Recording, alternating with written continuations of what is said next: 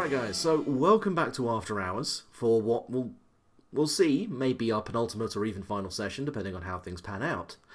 Previously, Vic and Eirnin had gone under the advisement of, I forgot the name of... Clovis! Clovis, thank you. I now store my player information inside other players. It's like having an SSD, but it shouts at me occasionally. My non-space dad. My non-space dad.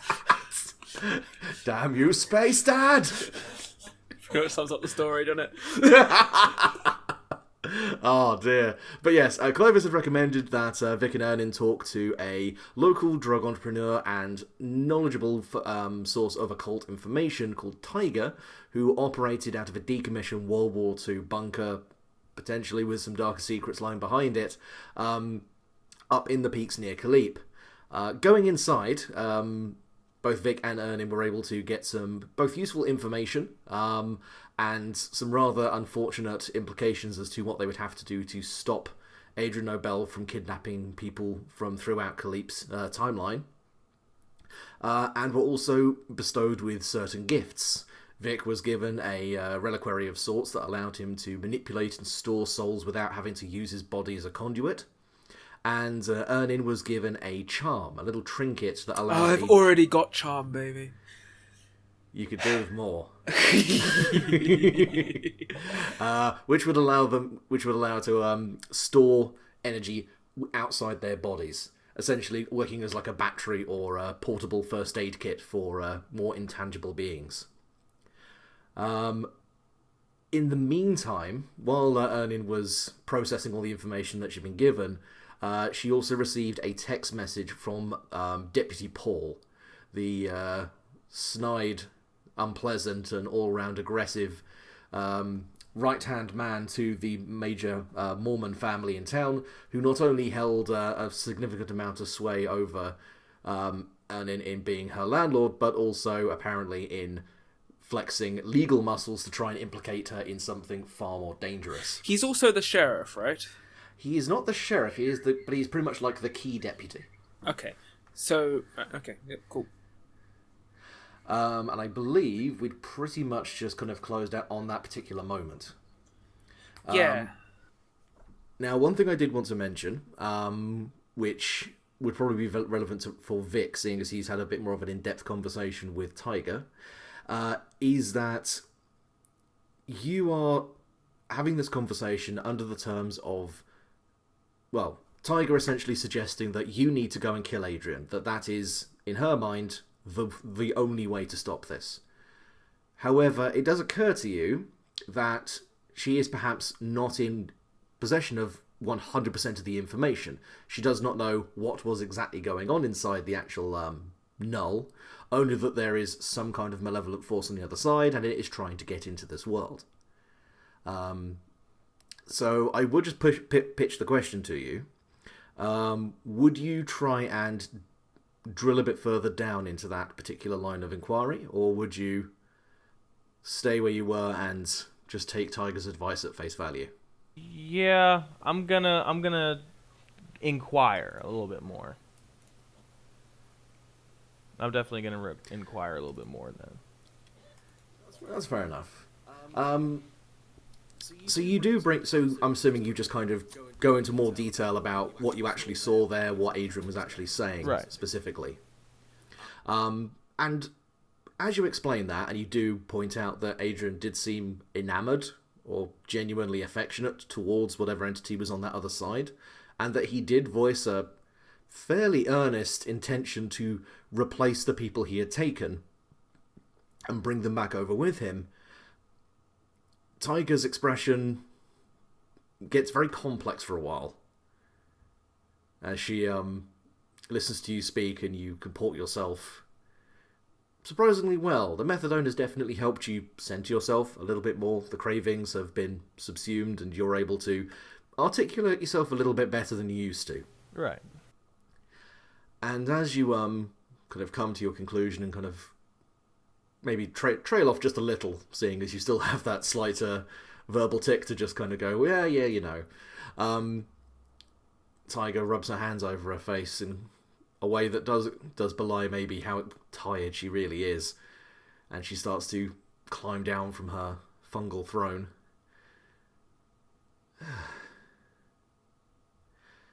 God save us from men in love, and all the evil they will do. She very gently gets down onto the floor and just puts her hand on your shoulder.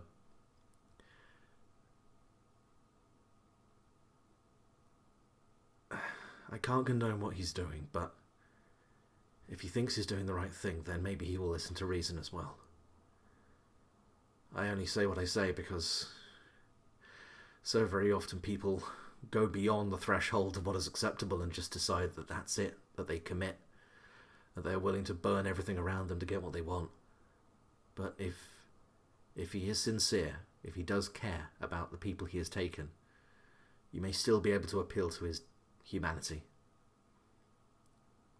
But don't discount the grim necessity that you may have to take his life.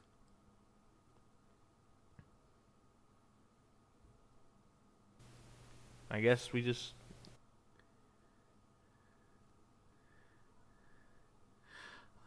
I would offer you more assistance, but as I said, I'm an older woman these days and not as spry as I used to be, nor do my friends here have really much in the way of mobility and coordination outside of the bunker. Alright. If you do need more practical support, this facility did come with an armory, and Yes. we have done our best to maintain some of what was here. Yes. That's... I would very much like some armory stuff. How many guns you got? She kind of gives you a small smile and goes, I tended to prefer quality over quantity. If you come with me, and she leads you out through the main door from this big chamber you've been standing in. Hell yeah. And leads you down one of the dark flights of stairs. And going deeper into this area, you do realise that the kind of spores, the kind of mist that was in the air, kind of pulls back from, maybe not you, but it definitely kind of pulls back from her. And as you descend into the darkness, this phosphorescence just blooms all around you as all these tiny little spores light up, almost as if you are enshrouded in this just perma twilight. And without really even paying attention to where she's putting her feet, she just quite deftly and easily navigates her way through a small series of corridors. You get the feeling she could probably navigate this place with her eyes closed at this point. And as you walk through, you do see other doors that have been left open, leading to other chambers. And you do smell a very distinct smell of rot, of the decay of flesh or something long since deceased, coming from some of the chambers. Do you poke your head in and take a look, or are you just following with Tyger? I think after nearly cracking my skull and being tripped over by a fucking plant, I think I'm just gonna follow her at this point. That's fair enough. Yeah, she just takes you along with her, and after a short amount of time, she arrives at a fairly well-maintained, just regular metal panel door, which does have a rather new-looking battery-powered lantern hanging by the side of it, and she just turns it on, unhooks it from where it's been held, and opens the door. It's not a tremendous amount. I've seldom needed to use any of these in more than a decade now, but I suppose no one's going to really miss them. And if you do need them, better to have them than to need them and not have them.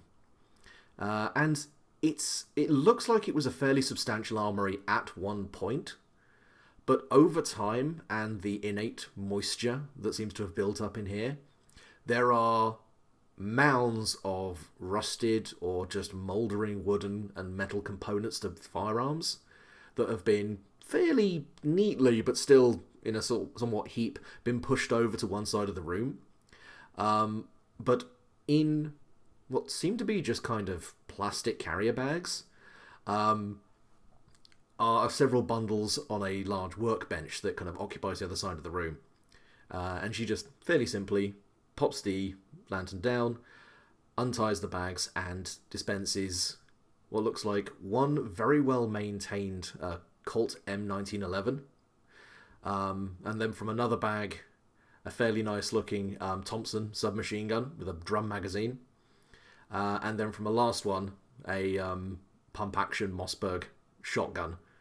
All three of which look like they've been battered and jostled and generally scuffed up, but they smell of gun oil and they look to be in fairly good condition for what they are. What was the first gun? So a 45 semi-automatic pistol. Okay. A Thompson submachine gun, which takes the same caliber, but has a very big magazine. And then the last one is a pump-action shotgun. Can I take them all?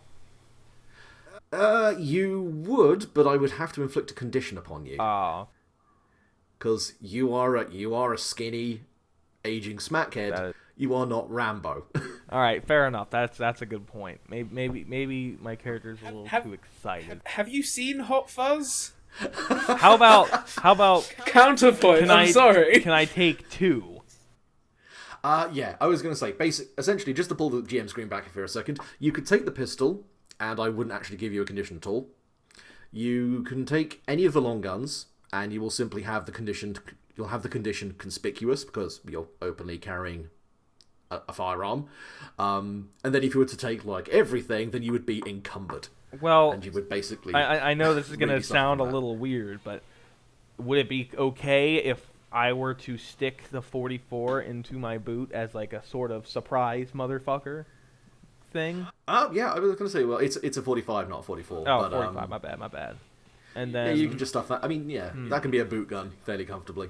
And then I'll take the shotgun and I'll hide it in the.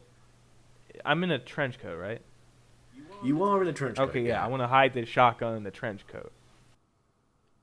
Fair enough. I'm actually going to say then, if you want to avoid taking a condition from this, to kind of avoid the conspicuous consequence, give me a roll with plus fake and throw Bagman in there. So roll at a +1. I have a 6 + 1 is 7. So a total of 6 on the dice, and then a +1 gets you to a 7. Yeah. Ah, fair enough then. Right.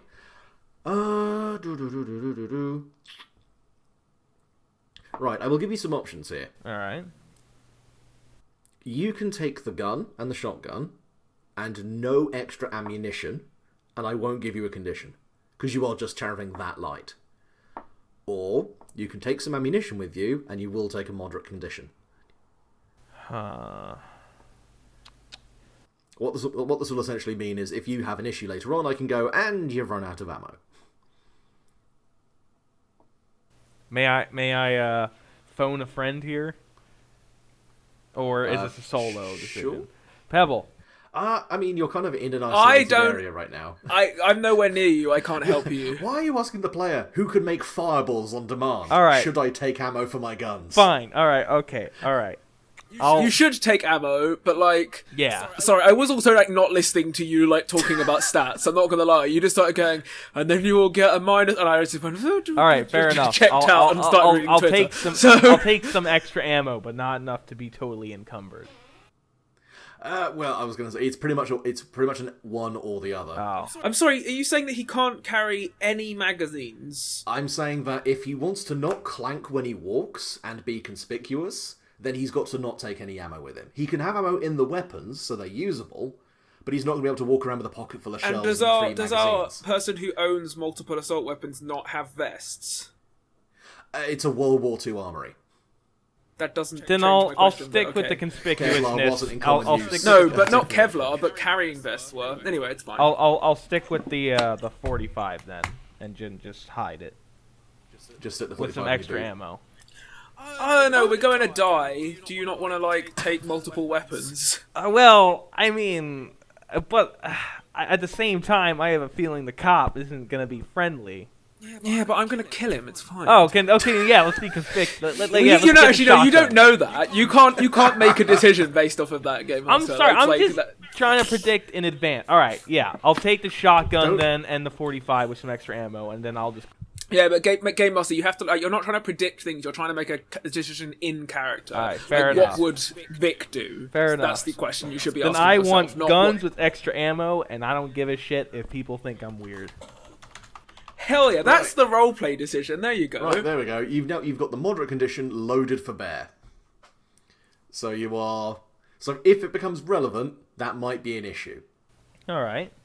But it does also safeguard against you. It also safeguards you against me going, and your gun's now useless because you have pockets of ammo. Sab wounds, Yo. you're always ready to bear. To bear what? I think that was a. Boo! Boom. I'm so confused, but I'll just nod my head and say yeah. It's queer humour, don't worry about it. Okay, I'll nod my head and say yeah.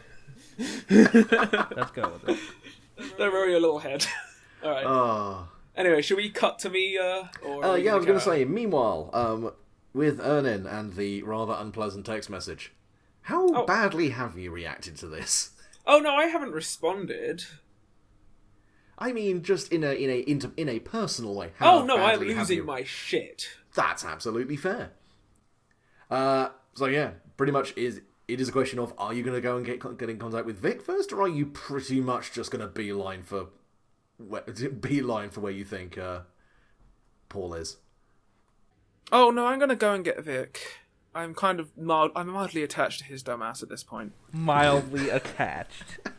I feel somewhat responsible for your bad decisions. Yes. Oh god. That's fair enough. Yeah, so... I don't know where he is, though, so... I guess I'm gonna head back to where I think he is, which is the main hall thing. That's fair All enough. the mushroom people. Are you flame on at this point, or are you...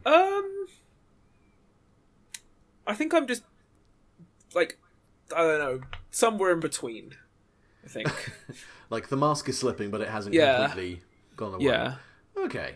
I look like I'm about to cry. I think it's not an unreasonable thing to say.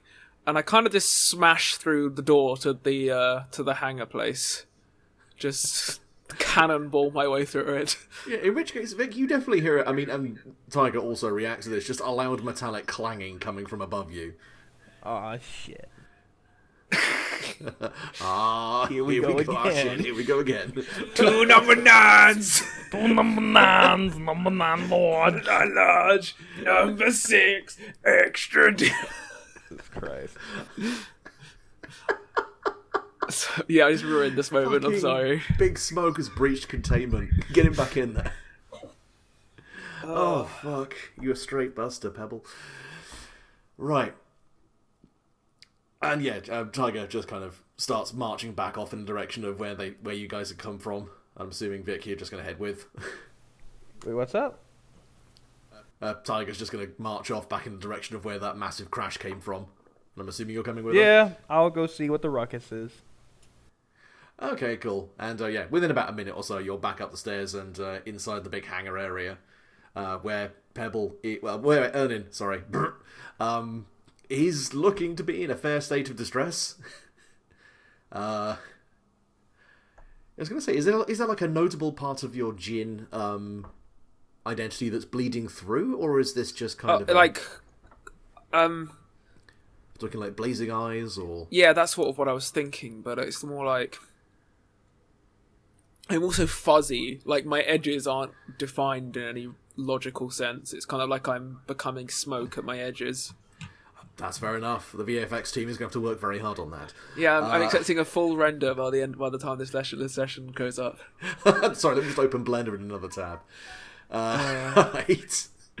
So yeah, Vic, you arrive, and Tyger kind of stands in the doorway, looks over at Eirnin, and with a rather exasperated expression goes, "If you wanted me, you could have just called.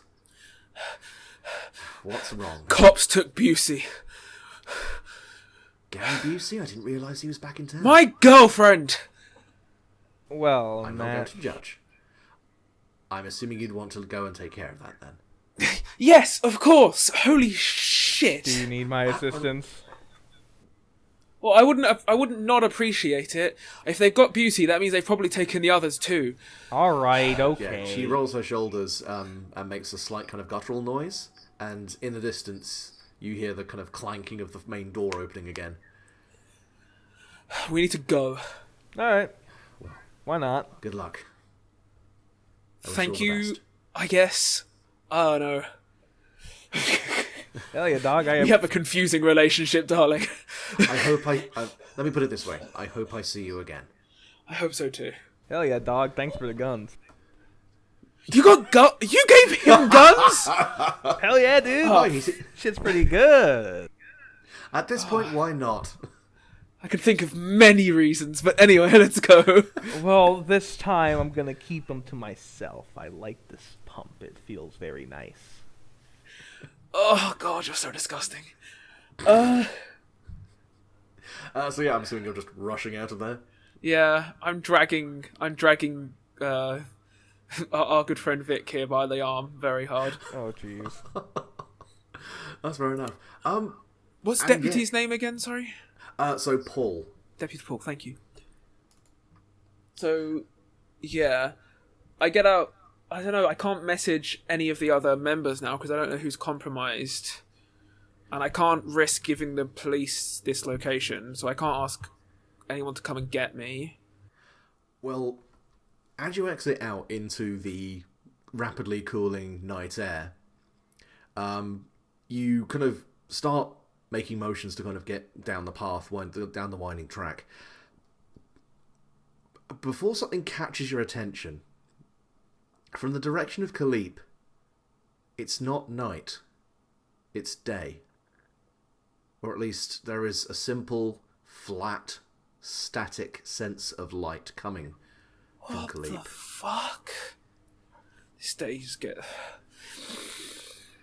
Priorities, let's keep going. That's fair enough. I don't know, you can contest that, Vic. Oh, yeah. I was going to say, Vic. What would I be contesting? So I just said, like, did you not hear any of what was just said? I was trying to follow a little bit, but you want to re-explain, Sam? Sorry. Basically, as you exit the bunker system and you head outside, it is starting to become night, except when you turn in the direction of Kalipe, it is day. It is like day in the middle of a nighttime sky. Well, that's not possible at all. Fuck. And it occurs to you, you've seen that kind of strange flat light before. That was what daylight looked in the null. Here we go. Again. And yeah, you are maybe a good, 20-minute walk from the outskirts of Kalipe. I mean, I'm 15 seconds away if I didn't have to track this meat sack around. Well, I mean, how about if you get a head start, and then I'll trot there. You. I'll trot there, slowly. You'll die or get possessed or some shit. Or both. I got a gun, I'll be fine. Yeah, last time you couldn't shoot ghosts. Well, I mean, last time I checked, ghosts didn't exist, but that's changed, so...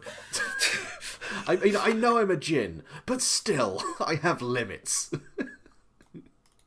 Well, just get a head start. I'll be there eventually. That's a terrible idea. Jesus Christ. This I'm so sad we didn't catch you earlier. You would have actually been a useful comrade. And then if you do just want to grab Vic and fucking fly there... Yeah, but I don't want to dislocate his arm! Scoop him under the arms. Oh, because, fucking romantically carry him. Sure, why not? Let's do that. More dangle him like a terrified gopher in the talons of an eagle, but, one or the other. Yeah. That works. Let's do that. Yeah, let's do that. As someone who's used to manhandling small children a lot, it's just hands in the armpits, lift, they are now Whee! Yeah. No, I'm just gonna do that without warning, because it's funnier. Alright, sounds good. Yeah, cool. In which case, throw in... Oh yeah, I need dice for this game. Yeah. Ugh. I apologise. I thought everything was free. Roll 2d6, throw in strange, and... You know what?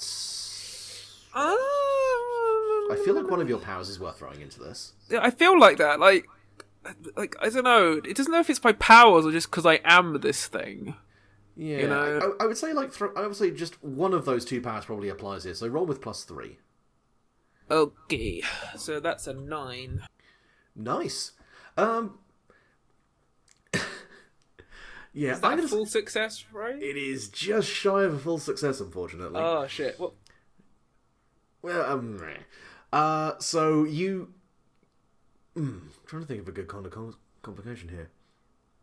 Drop him. Yeah. End of campaign. Just body slam him into the dirt. I mean, it won't end the campaign. It'll just end his campaign. Right. Yeah. I will say. You can grab Vic and either get into Kalipe slowly and quietly, or obviously and very quickly.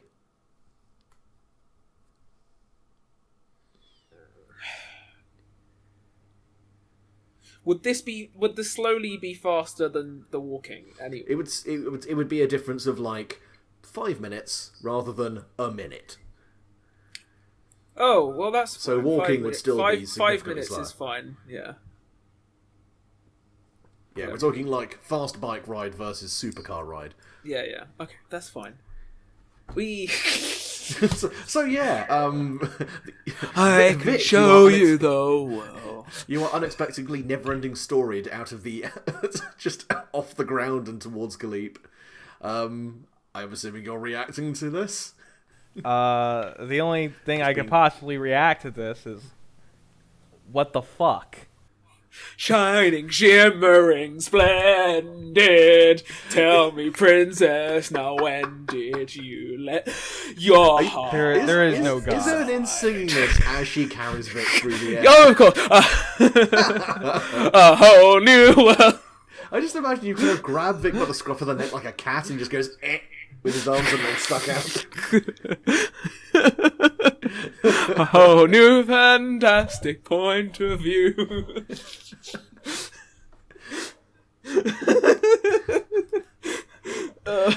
We needed to give at least one potential moment of complete fucking bullshit.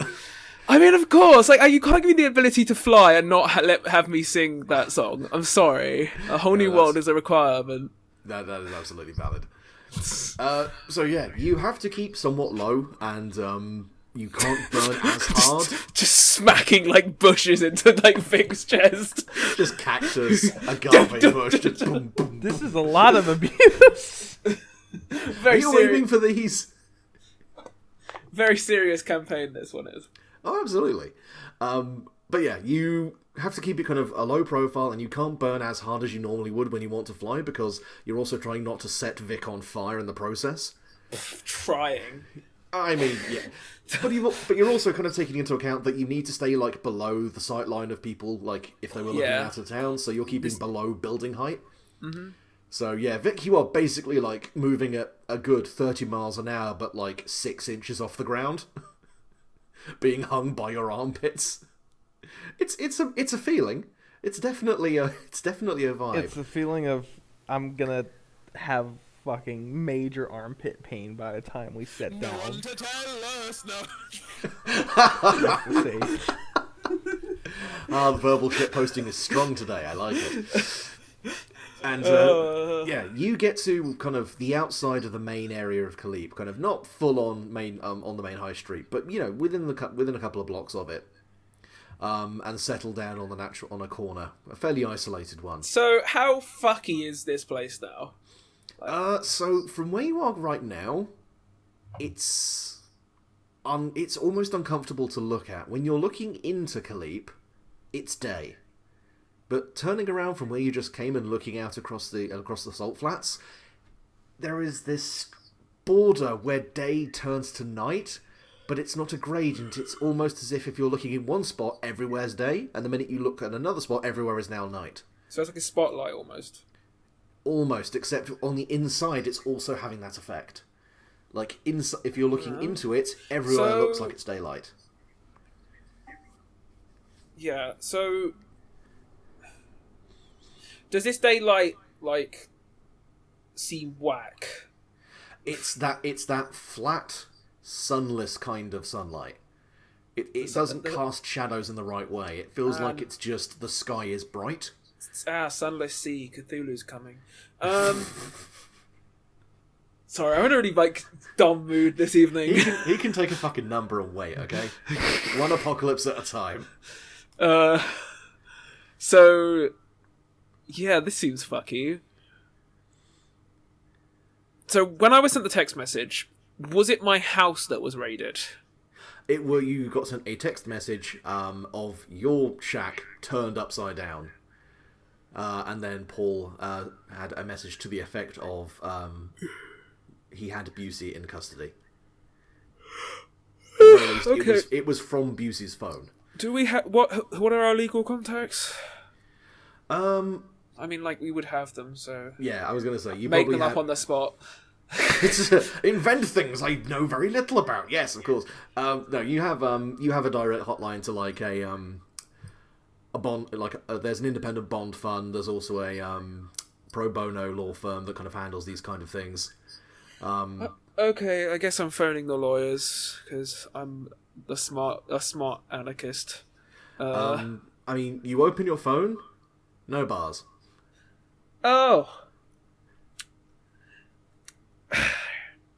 Here I go, killing again. Oh boy, here I go, murdering cops again. I suppose the GTA San Andreas comparison was actually fairly apt. Yeah. I guess no lawyer. Okay. What do you think, Vic? This seems pretty fucked. I really want to go and beat people up, but even I can't deny this is not good. Yeah, this isn't good, but there's not much we can do other than wing it at this point. Yeah, but that's all what you always say. Could you have a plan just once? Please. Okay, well, how about this? I go shoot the cops, and you go and figure out what the problem is with this whole interdimensional rift stuff. You know what I mean? You keep trying to split us up. What is wrong with you? It's like trading places a little we bit. We need to institute a buddy system. There's no suspect. Just walking around with Vic and in one of those little leashes you give to really unruly kids. Just yeah, exactly. Right. Just running around with Vic in a papoose strapped to your chest. Just let's.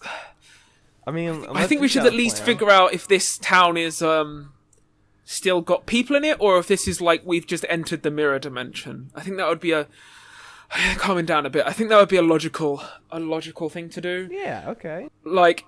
Have they swapped? This could be fucking Invasion of the Body Snatchers type situation. Funny enough, as you say that, you do see one of those bland-looking people you remember from the Null, just walking down the street. That answers that question. It doesn't even kind of look towards you, but just starts walking down the street. Oh, I know what we could do. Okay. Let's go to that place I burnt down. Aight. Sounds good to me. Sounds good to Right to me. the scene of the crime. Excellent move. Well, I mean, yeah. Why not? It's not like I leave behind evidence. Aha, we found some of your interdimensional gin essence. Case closed. Let's at least get to the point where we could scout it out, because, yeah, I mean, okay, yeah, we're seeing zombies, but, this could be all level of bullshit. Alright. As we enter the town, does it seem is it, when we were approaching the town, did we notice that it was significantly smaller? Funnily enough, it looks smaller from the inside. So when we were on the outside looking in, it looked like the modern version. It looked like modern Kalipe. Now you've come into its city limits, it now looks a lot smaller.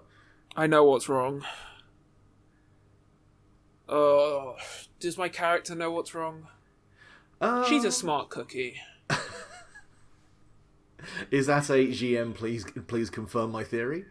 No, it's not confirming my theory. It's I don't know if I should act on information that I have deduced as a player, but maybe not necessarily would come from... If you as a player have deduced something, go for it. Tell me what it is, and yeah. So, when we passed through the portals previously, that wasn't like a physical experience. Like, it was just like you were in one place and then you were in another, right? If I remember how it was experienced last time. Mm-hmm. So, and also, like, there was some weird, like the gate in between wasn't just, like, fixed. It was almost like a space, and it was getting bigger. Yeah, it had got to the point where it couldn't close by itself anymore. So my logic is that we have, like, crossed over the gate because it has gotten massive, but it was so big that we didn't realise that we crossed over the threshold into... The GM gives a silent thumbs up and Yeah. nods. Yes, okay. It's almost like you tore this dimension a new one. Yeah, I mean, well, I didn't. Who threw a chair through the portal? Chairs is not enough to tear a fucking universe apart. We had multiple people go through it. And then set fire to one side of it. I don't know, I feel like the universe would be a bit more stable than that. It's almost like someone's been kind of has been like pulling things through it for the last 50 years. True. The universe needs to do kegels, alright? I admit. Yes. Oh, Jesus Christ. I just got the implication of that joke, and we need to stop now. I'm sorry. So, I explained this to Vic. What do you think, Vic? Make sense? Yeah, it makes sense. So that means... Where the fuck is Kalipe? Kalipe is here. Yeah, no shit, dog. Unless that was a character talking to us, in which case... Oh, no, that is the GM talking. Yeah, well, obviously no shit, dog is here, but, like, where's the, like, rest of Kalipe? Like, they can't occupy exactly the same space, so... Wanna bet? Well, not in any way that, like, a three-dimensional being could comprehend, anyway. I will definitely say this. You do hear the familiar whoop of a modern police cruiser. Oh, fuck, even in, like, parallel universe, I have to deal with cops. Vic. Yes. Go stand in an alley. Sure, I'll do that. You want me to pull out the I do not... No, that's the opposite. That's why I'm trying to put you in the alley. Fine, alright, I'll stay in the alley. Walk around a fucking Mossberg, little shit. So, a police car's approaching. Yeah, there's a cruiser kind of just rolling down the street. Does it see me? Well, it actually rolls up to the kind of blank person who had walked by you. Flashes its lights a couple of times. The blank doesn't really pay any attention to it and keeps walking. The car stops, and you see a uniformed deputy get out. Anybody I recognise? Looks like just one of the randos. There are a lot of kind of new recruits to the SLCBT, CPD. Oh, so the ones who are scared of us. Cool. Pretty much. Yeah, kind of steps out, hand on his holster, starts trying to order the blank to stop, turn around, address him properly, and he just keeps walking away. The deputy just starts to get more and more agitated, goes for their taser and just tases it in the back. I'm gonna watch. I'm not gonna get directly involved until it depends. I want to see what happens more than anything. I need to see how these people respond to violence. The non-person? Yeah. It doesn't fall. It just kind of, it tenses as the current enters its body. Just flexes it off. Not really. It just stands there for a second, then throws its head back and screams. And I'm running. I was just going to say very quickly, give me a roll with plus strange, both of you. Okay. All right. Let's see. I got any relevant additions? Not that it I'm changes. I'm going to say no. This is basically roll. This is like roll sanity in Call of Cthulhu. Oh, then I fucked. -1. Soz. I have a 7. Oh, I have a 5. Well, you get XP, so yay. Yeah, that's so useful in the penultimate session. However... Okay, so, Vic, you are rattled. Eirnin, this cuts to the bone. What? Okay.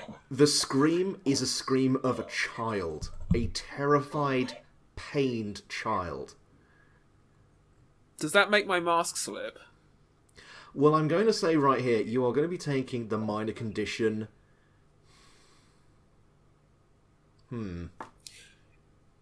How would Eirnin react to a child being physically assaulted? Well, I mean, I did start this off by severely injuring 2 children, so that's like a difficult question to answer. I mean, yes. Admittedly, you but weren't then I did really to... care about them and cry. Yes. So, like, I'm not dealing well with this. I mean, like, anger, I think, would be Ernin's. Anger and, like, rage. Oh, yeah, then I would just say righteously pissed as a minor condition. That's a good condition. I don't have to spell that. I'm just going to put pissy. That's a bit more just being snappy and talking back to people, but yeah, fine. Hold on, there we go. Pissy plus. Yes, you've ranked up your pissiness through New Game Plus. So, yeah, those of us who can't, for the listeners, I changed my character sheet to say pissy plus. 10 out of 10. Very approved. So, in response to that, does that, apart from the child screaming, is there any other like physical effects around me? Can I make an assessment of the environment, specifically looking for eyes that could see us? I would say you've already seen this before, and although you rolled badly with Strange, I'm not going to fuck you over here. There is no sun in the sky. Well, yeah. That's where the eye was. The eye had replaced the sun. Oh fuck! So there's no eye either. There's no eye in the sky. The light is just coming from the sky. Okay, I think I know what's going on. Because yeah, okay. The deputy basically keeps the juice on the taser. Can I knock him out, please? If you want to go and fuck this guy up, by all means. Can I attempt to disarm? I guess would be a more preferable. How are you going to do it? I don't know. I'm just going to punch him in the face, honestly. In which case, I'd say roll fury and throw in motor skills, seeing as you've probably watched some action movies. And I've also probably punched quite a few people in the face. This is also true. Do I have to take a -1 on this because it's related to my emotional response? You are pissed off. If you were trying to be diplomatic, then it would come into play. But you are acting on that condition. You are using it, so that's fair. It's an 8. Yeah. I mean, you can definitely kind of slug this guy. I would say with that, you could definitely, knock the taser away from him and stop this person from being tasered. But you're not going to be able to knock him out. You're basically just going to take his attention and turn it Oh, no, onto I wasn't you. trying to knock him out. Oh, that's fair enough. I was trying to stop him from tasing someone. So yeah, if that's on a full success, you could have disarmed him clean. He's a baby cop. I'm just trying to scare him. Yeah, no, that's fine. Well, I was going to say, are you, going Jin mode at him? No, I'm not attempting to kill so this you're dude. just... That's fair enough then. So, I mean, yeah, you can, you basically just roll up and just, I'm assuming, just whack him in the wrist to kind of make him lose his grip. That was the idea. And yeah, the taser just goes clattering to the floor onto the street. The deputy kind of grips his wrist, looks over at you, and you see the flash of recognition in his eyes. And he just tries to kind of step back around his cruiser and reaches for the radio on his shoulder. I just look at him and my eyes start turning to fuzz and I just go, "You fucking move and I will break you." Fair. If you want to give me another roll with fury,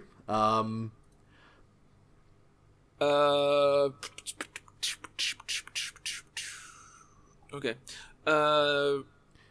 Yeah, I'm gonna. Actually, this would be real, wouldn't it? Yeah, I was gonna say this. I'm making my war roll worse, but this would be a combination of the two. It's intimidation, but it's also pure emotion. I suppose, yeah, because your truest self is fuck the cops. Yeah. So I guess, yeah, this would be a real roll. But then again, it's like also a fury roll. Right, so I have a question about the system. How do we dissolve these things where 2 stats would be equally relevant? Because fury is intimidation, but then real is like personal expression. I would honestly put it to... I think it would just be a discussion between the player and the GM. Mm-hmm. If mechanically it's important for this to be a successful roll, then it's perfectly valid to go for the better of the 2 stats. But if the player volunteers, I know this is mechanically maybe be a fury, but it feels like it feels like a real. Yeah. I agree. Like, I mean, I'm happy to do without the sense of the role play. Anyway, yeah. So -1, yeah. Yeah, I mean, just spank. But also, spank like, your real stats can there like? XP. I mean, also kind of like on top of that, like, even if I fail, I feel like the cop's still gonna fucking lose his shit in some form or another to the reaction to this. This like, is mostly this is how much control you're taking over the situation. 6. Oof. Well, no, not 6. I'm fucking blind. Sorry. That's a 7. There we go. So actually, like, partial success. Just. That's fair enough. Yeah. So yeah, I would say you just and you kind of let your image flare up a lot more. Not like flare up. Just my eyes start like just looking like something out of a horror movie. Just. And yeah, the deputy just loses all sense of professionalism, such that there was in the first place, and just kind of forgets their shoulder mic, forgets their walkie-talkie for a second, kind of slightly skips and kind of trips on the curb, kind of grabbing at the side of the cruiser, and just kind of mutters to himself. I just start walking towards him and I go, "This is beyond anything your little shit-brained, boot-licking cunt face could possibly understand. Get in your fucking car and go."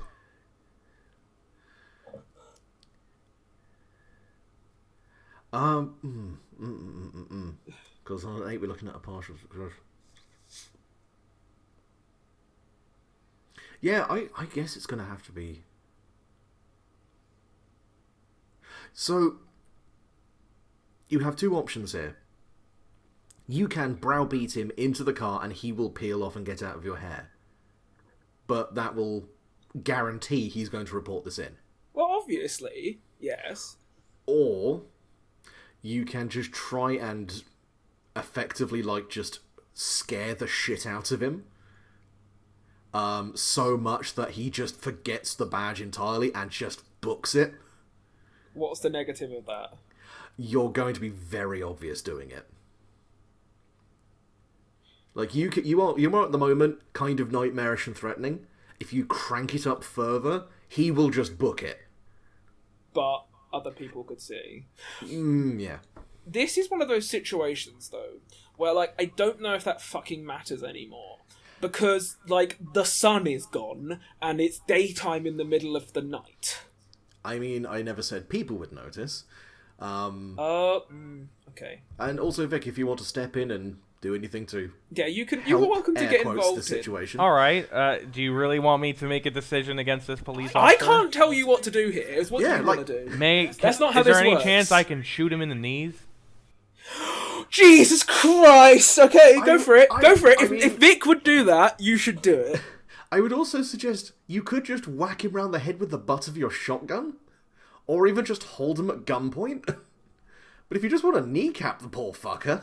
I mean, it'll take him a while to report it. It's not like he can drive, considering he won't be able to use his fucking legs.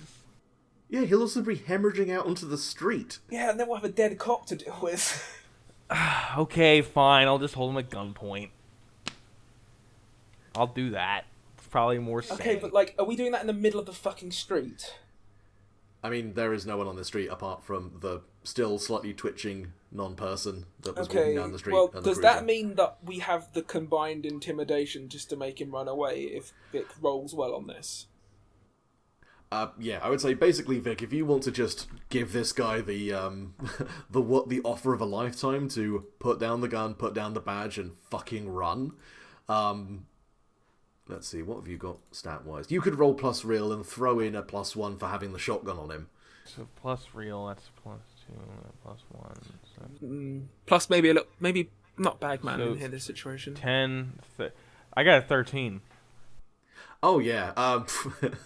You fucking less violent Quentin Tarantino him. You just, I mean, like, what kind of shit do you whisper into this poor fucker's ear as you just gently press the barrel of a shotgun to the back of his head? You just come out behind him. Yeah, it's just almost like that kind of camera, like you just pan the camera slightly sideways and Vic is now right behind him with the shotgun. Some things are just bound to happen, and I think you should politely look the other way and fuck off. I'm assuming you divest him of his belt and radio. Yeah. Basically, I just take everything from him. Not his clothes. He can keep his fucking clothes and shit, but like. Oh yeah, I just mean like disarm and get his radio away from him. Yes. Can I rob him too? Yeah. Can I like take his wallet? I should turn this into a fucking mugging. Sure, you can take his. You got a 13. Yes. You have his wallet. Can I go and start removing scanners from the car and shit and smashing them, please? I mean, you can just set the car on fire. No, but then he won't be able to get away, and I really don't want this dude to die. I mean, he's just going to run out of town. Into what? The fucking cyber darkness? I mean, the cyber darkness is just regular Ohio night in the flats. True, I guess. Yeah, I guess let him run. I'm just gonna... Considering what might be happening within the borders of Kalipe, where is the best place to be? I'll give you a hint, it's not in town. Yeah, I just... As you're taking his shit, I just go... There are things in this world that people like you don't need to think about. In fact, that's most things. What the fuck am I talking about? Run away, you pig. Fuck this, I was just doing it for the dental, and he just runs. Well, I got $30 out of this. That's pretty good. Yeah, inside his pocket you just kind of like, you find a couple of club cards for some supermarkets, about $30 in loose bills, and a condom that looks like it expired in the 90s. Oh, hey, Vic, can I take a look at that? Sure, go ahead. I'm keeping the 30 I set it on fire. Oh. The condom? No, the 30. Oh, fuck! Why you gonna set the money on fire, dog? I was gonna... Not the time! Fuck. We are not robbing people in the middle of the fucking Twilight Zone. You could let me at least keep it for a souvenir. Alright, whatever. I can get $30 another way. Let's go. Let's do whatever. Jesus Christ. Right. I can just go and blow some dude. Gives it a whole new meaning to pumping his pipe. All right, let's. I want to go and investigate our dear electrocuted child and see what's going on with them. Yes, let's investigate. Yeah, you head over, and yeah, the non-person is basically kind of hunched over, and when you get closer, you do see, like, their face is now actually taking on a great deal of expression. The eyes are open and just darting around, panicked.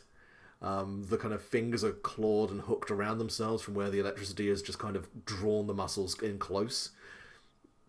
And for the first time, it looks at you. It notices you, and there is a just swivel-eyed panic in its eyes. Can it move otherwise, or is it just its face? Well, I was going to say, they are pretty much locked stock still, but Vic, you hear a voice. It's a girl's voice. Sounds maybe no more than maybe 9 or 10. It just goes, "Help me. Why did he hurt me?" On one hand, I'm very suspicious since we're in the mirror world and it could lead us into a trap. But Vic, don't forget from last time we confirmed that the humans here are like the trapped, zombified children that have been going missing. Well, here's a real question. What would I do to help? What can I do to help? Well, I will say, give me a roll with plus strange and throw in your medium. So it's basically just going to be a flat 2d6. Oh no, actually, no, hang on a second, because you've got a blessing and a curse, don't you? So yeah, roll +1. All right, I have because your abilities are actually better. +1, 9. Nice. So yeah, it occurs to you. There's two things you could do right now. All right. One is physically take this person out of bounds of this version of Kalipe. Physically remove them and bring them into the real world, and see if that breaks whatever influence this place has over them. All right. But you're not sure what will happen if you do that. If they'll just be a young soul stuck in an old body. Or it's quicker and it's easier, but you could pull the soul out of the body, put it in your container, and then release it outside and let their soul be at rest. Oh, jeez. Jesus Christ. It's a deeply unpleasant thought. Those are the two that occur to you straight off the bat. Shit. You see, if you said this about the cop, but if it's gonna be a small fuck. All right. I don't know. I mean, like I said, those are the two that occur to you as like immediate things you could do. I look at Vic's very puzzled face and ask what's going on in his head. You could wait and see if you can find another thing to do, which requires other people to do. All right, yeah, I'm gonna wait because I don't want to fucking I don't want to fuck with someone's life like that, dude. That's fair enough. I'm gonna sit down in front of this person. But yeah, this spirit of a girl is trying to communicate with you. Are you gonna communicate back?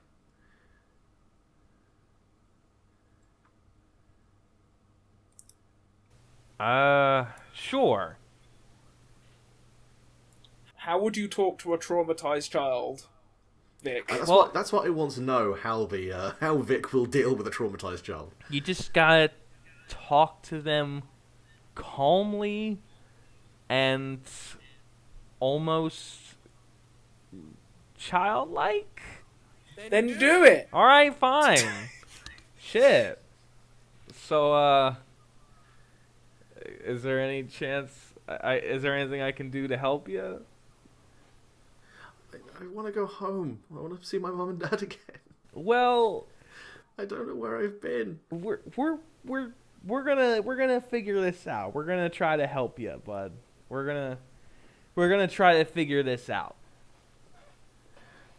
You know what I'm saying? Mr. Nobel, he said he'd take us back home, but I can't even remember where home is anymore. Do you know where this Mr. person is?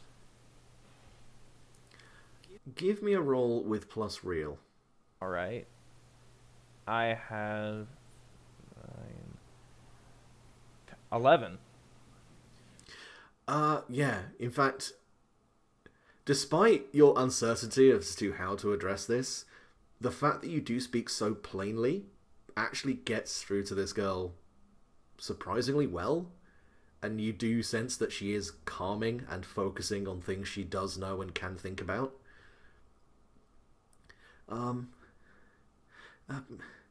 Mr. Nobel, he set up his tent out in the main street, by that old restaurant, the one that smells funny. And there's been these weird looking cops walking around all town, just hitting us and shoving us and locking us up in. I don't remember the sheriff's office ever looking like that, but everything looks wrong. I don't know what's going on. We'll be all right. There's some things going on, but me and my fiery friend over here, we're gonna try to fix it. You're here to help. Yes, I am. Yes, we are. Yes.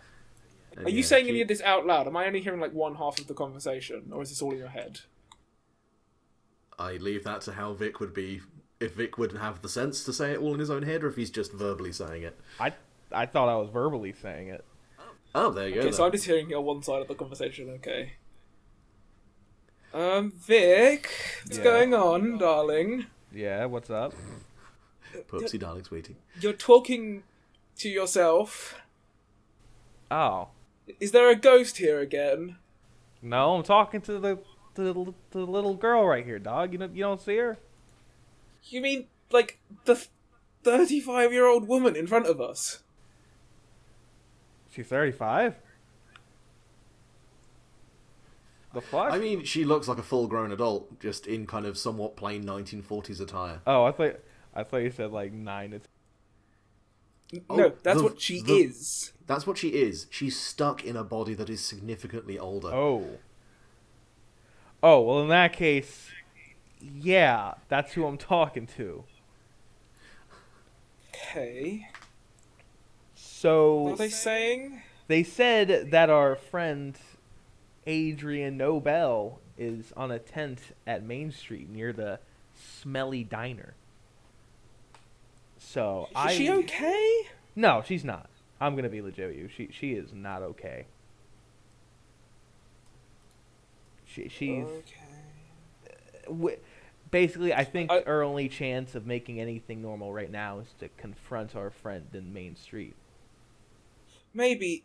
Do you know anything about the cops? Did she know anything about why the cops were beating them up? I mean, they're weird, but they're not, like, doing anything, last I checked. She just said something about weird cops. I'm going to assume that they're Adrian's henchmen. They're not necessarily... That was not Adrian's henchman, mate. That was, like, fucking Jimmy. Oh, I don't know. Deputy She did say Jimmy. something about weird cops, so I figured maybe there were other weird cops. That was not like some like slave. That was fucking Jimmy. Like he's a twat. Yeah, she was basically... His dad has like the fucking like pissing Calvin sticker on the back of his car. Like Oof. Oh, the deep cut. But yeah, no, the girl basically said that the cops had been rounding up all the other ones like her and just sticking them in the police station. Oh, I know. I'm just trying to get that diegetically. Oh yeah. No, I wasn't sure if a master had picked it up. No, I had not. Okay, yeah. I was trying to get that diegetically for my character, Vic.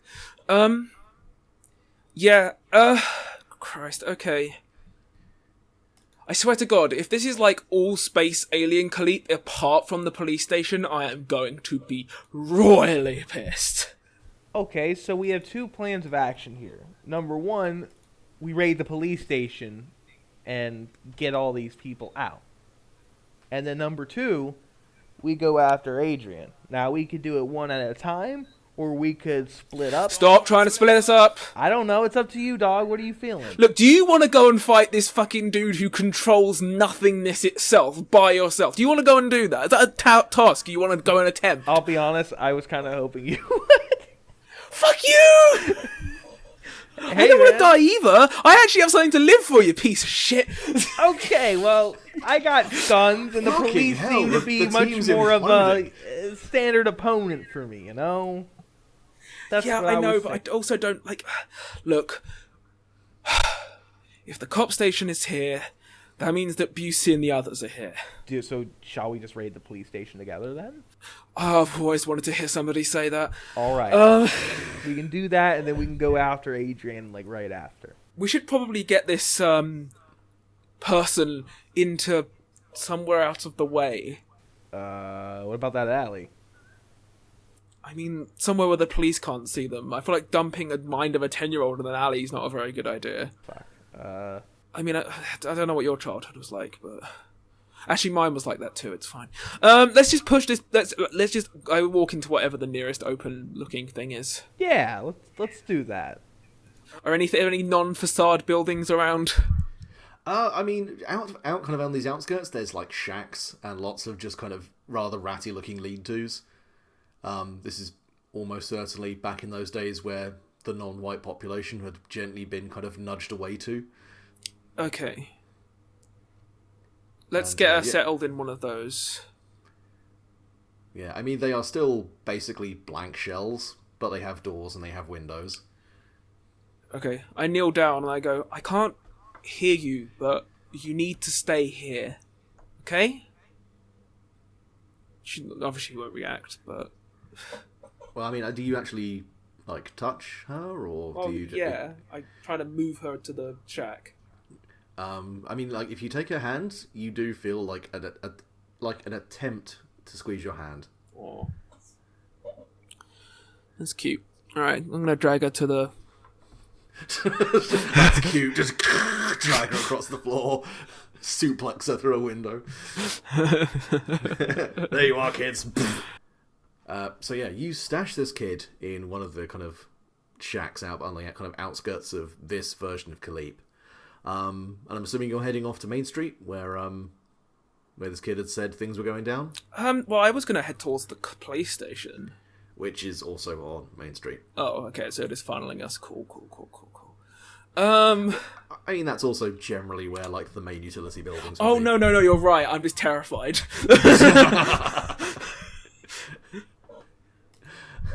As much as I would like the Golden Wind OST to also kick in at this moment, how your stands have not manifested yet.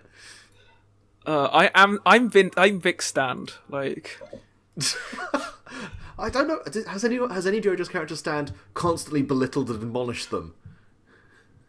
I wouldn't put it past the JoJo show. Like, I wouldn't say that doesn't happen. Y'all just mosey on into town. Making my way down Main Street. Going fast, looking at the rift in reality. Okay, so let's start heading towards... Can we kind of, like, try and do this quietly? Because, like, if the cops are out patrolling, I don't really want to have to do that again. Well, here's the thing. The town is really quiet. Mm-hmm. And moving towards the centre of town, you do start to hear activity. In fact, you hear a lot of voices. Lots of kind of squelching of radios, lots of kind of raised voices of people shouting at each other, trying to get their voices heard over the general throng. And as you just come to the very far end of Main Street, it looks like everyone in town is clustered around the police station. But that's not the thing that really takes your attention. There is Main Street, and then there is also Main Street. As if you were meshing two pictures together at like 50% opacity. And 4D shit. Yeah, looking at certain parts of it, it looks like modern Kalipe. Looking at other parts of it, it looks like the 1940s facsimile. And everyone here is panicking. They are clustered around, thumping on the main doors. There's a small semicircle of deputies who are just like with like nightsticks, just pushing the crowd back and trying to keep them all contained. I've got some really stupid ideas about what we could do here. This is an angry crowd, right? And then we want to raid the police station. Anyway, you were saying there is also one other thing you see at the kind of past the police station, down near the other far end of the street, where the Desert Spice Inn was. You see the Desert Spice Inn on fire, but the flames aren't moving. And depending on where you look, you also see the present day Desert Spice. And it's almost as if every time you look at the modern day version, it is also blistering, it's also blackening and kind of immolating as the static fire kind of laps against it. Well, hopefully we didn't kill anyone in there. Weird. Alright, time for crowd tactics. I drop my bag and start getting out, like, black block attire. I already got all the shit I need, so... Yeah, I know, but we're trying to get it... I'm gonna go and fuck with the crowd. Okay. Can I see any, like, modern-day shops that I could go inside? I mean, you've got your main, like, mini-marts. There is... I was going to say, like, what kind of thing are you looking for, specifically? Liquor store. Oh god, yeah, I mean, it's a Mormon town. There's still a liquor store. Is there a petrol station on Main Street? I mean, there's Moses Auto. It's a garage. It also has a gas pump. Are there any cops outside of doing crowd containment currently that I can see? There's about 4 deputies who are kind of semicircling the main doors. And kind of over the heads of the crowd, you can see it looks like the sheriff is kind of on a soapbox with a megaphone trying to kind of say something to the crowd, but it's all just lost in the mess. Could I get to Moses Auto and the liquor store without crossing the sheriff? Just give me a roll with 2d6, just flat. Yeah, just an RNG factor. Luck. Yeah. Oh, that's a 10. Oh, fair enough. Yeah, I would definitely say the Moses Auto shop is before you even get to the crowd. The liquor store is a bit further along, but it's on the same side of the road, so you wouldn't have to. I need to go to the liquor store first. So I've got into a hoodie and some black trousers, and I've kind of got like a half face covering on, and I start walking over to the liquor store. Is the attendant there, or have they gone off to protest? Like I said, everyone is out there. Okay, so I'm just gonna walk in and take a bottle over and like a couple, like 3 glass bottles. Just it doesn't matter what they are. Could be any alcohol, and just start emptying out on the floor.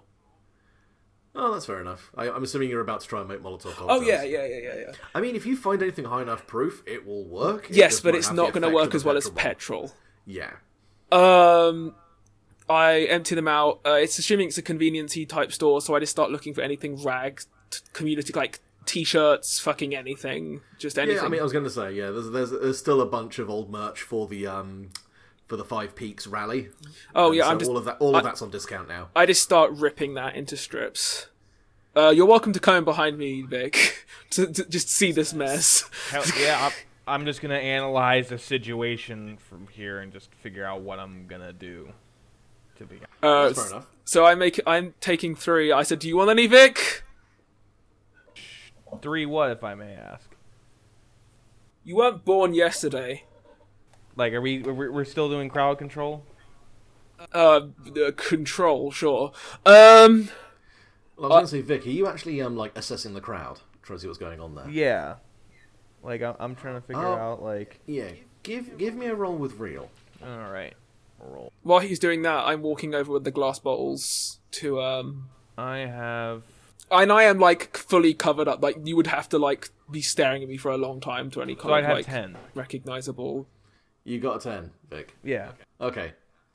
So yeah, you kind of step back. You're clearly you're smart enough to know I should probably not get too close to this because angry cops with a large crowd tends not to end well. But one thing you do realize is these people aren't panicking to try and get in for safety. They're trying to get at something that's in there. And it occurs to you that the girl did say they'd rounded up a bunch of the other blanks and shut them and lock them up in the station. And it occurs to you, these people might be trying to get at them. What, to hurt them or to... They seem mad, and in fact, I was going to say with a 10, Vic, you do see... They haven't got guns, but they've definitely got, baseball bats, some of them have got crowbars, a lot of them are just kind of... Just look angry enough to slug someone quite easily. And they are just railing and pushing against the kind of cordon that's been set up. So I'm not going to have noticed any of this, because I've already got a stupid plan in my head. Yeah, you're too busy anarchist cookbooking your way through this convenience store. Like, I'm going to explain to you what my plan is, so that you're not, put off by it and have to completely improvise. It appears to be firing lots of it, so... Well, no, it's more to, spark a violent riot so that the police station opens up and I can go in and get everyone who I care about out of the police station in the chaos. Okay. Is there any chance I could sneak through the back? I mean, that's up to you, Vic, but you're not talking to me right now. I'm on my way over to Moses Auto, so you're going to probably have to chase after me. I'm asking Sab, can I sneak through the back? You can sneak. You can attempt to sneak through the back. Yeah. You would have to give me a roll with plus fake. However, your loaded for bear condition would come into play as you are rattling a bit with the amount of firepower you have on your person. Oh shit! I have a 6 minus 2. That's a 4. Oh, I mean, Mark XP. Are you just trying to get in through the back door? Yeah. Do I notice him doing this? Can I roll to see if I see him trying to fuck off? Eirnin, you are busy making fireballs in a different true. scene. Yeah. And Vic is going off and doing something completely different. Yeah. Despite don't split the party, y'all have split the party. I didn't plan on splitting the party. Fucking you wandered off, you little shit. Bro, you gotta be careful, who ran off into a man. mini-mart to make fireballs? I don't know if I'm in the business of trying to make I was just hoping I could just sneak through the back, maybe knock some people out, and use the crowd as a distraction. Well, I was effectively you. So Vic, you head round the back, and from a distance, I mean, from your first impression of it, it doesn't seem like anyone's out the back. It looks like everyone's too busy dealing with the front. And as you kind of scooch by, you do. Well, you see that there is a fire door, and it does seem to have been just propped open.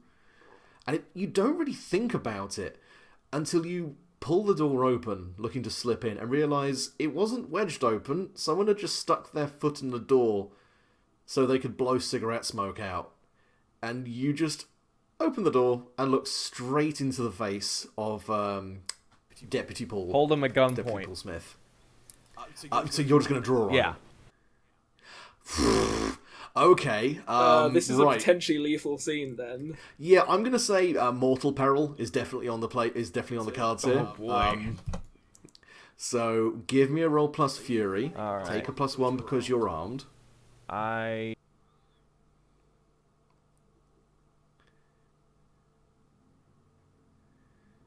So I have a 7.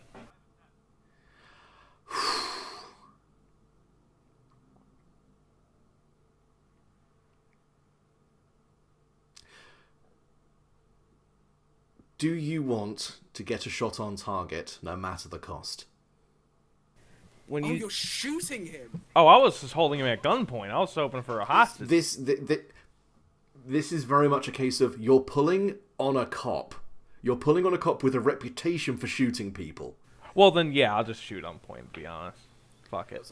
So, no, this is the thing. This is going to be your choice. Do you want to shoot him and definitely hit him, no matter what the cost? Or do you want to take off with this fucker in pursuit? Fuck, if I take off this fucker in pursuit, that kind of beats the whole point of trying to sneak through the back. So does guns going off, to be clear. As soon as you fire a shot, there is no longer going to be... Fuck, I guess I don't want to ruin your plan, so you know what? I guess I'll just run off. Well, I was going to say, because if you'd chosen the other one, you would take a major condition of gut shot. Yeah, I'll just and have also made a big frack at the back. So yeah, you, some part of the lizard brain goes, this was a bad idea, and you move, and there is just this crack of gunfire, and you feel the air displace beside your temple as a bullet just whizzes slightly wide of its mark and cracks into the brickwork behind you. And before you've even thought about it, you are just putting foot to dirt and sprinting down the alleyway. And kind of even through the ringing in your ears, you can just hear some indistinct shouting and further kind of cracks of gunfire from behind you. In that time period, have I finished with my Molotov cocktails? I will say that roughly about that time you should have, finished topping up your cocktails as you just kind of hear... And you also kind of hear the crowd viscerally react to the sound of gunfire coming from the back of the police station. I'm just going to go, well, better now than ever, and I just scream, fuck the police, and just lob a Molotov cocktail into the group of deputies. Jesus fucking Christ. Well, we're making bacon tonight. Also, I take +1 on dexterity if you're forcing me to roll, and this will be fury. Yes. So that would be +2.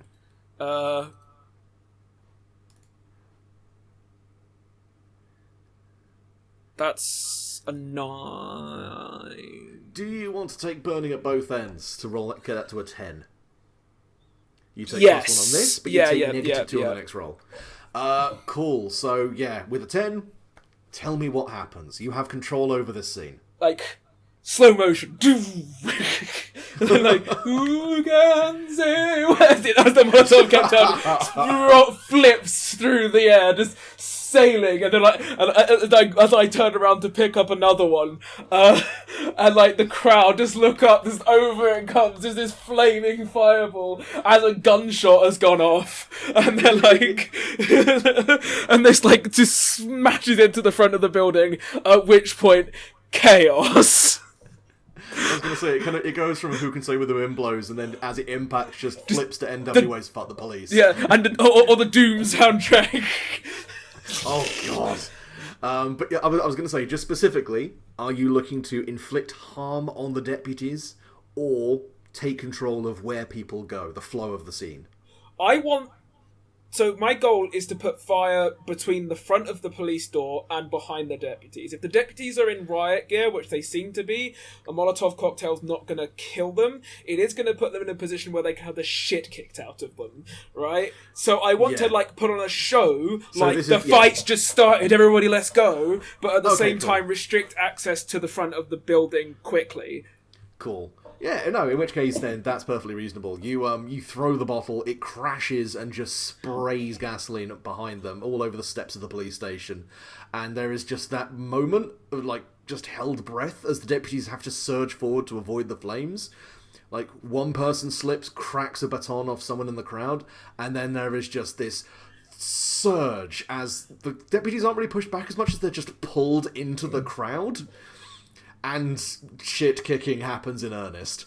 And I'm just gonna like look for someone. I'm now gonna start pacing my way towards the police station, and I'm gonna so I'm gonna like do two things. One, actually no, I'm not gonna do that. I'm just gonna start busting my way past the crowd, because as far as I can tell, like I look like one of them, and I am the cool dude who just threw a Molotov. So I'm just gonna start smushing my way past. I'm gonna throw on the process. I'm gonna throw one at the sheriff on his stand, and if he hasn't already been taken down by people around him. Oh, I was gonna say the sheriff has already kind of disappeared into the melee. Yeah. Okay. This, like I was gonna say, full success is you have control over how this scene plays. Oh, really? Is it that powerful? Well, basically, you've neutralized the threat. To get through the crowd without getting stomped, you're probably gonna have to roll plus fake. And unfortunately, that's where your -2 is going to kick in.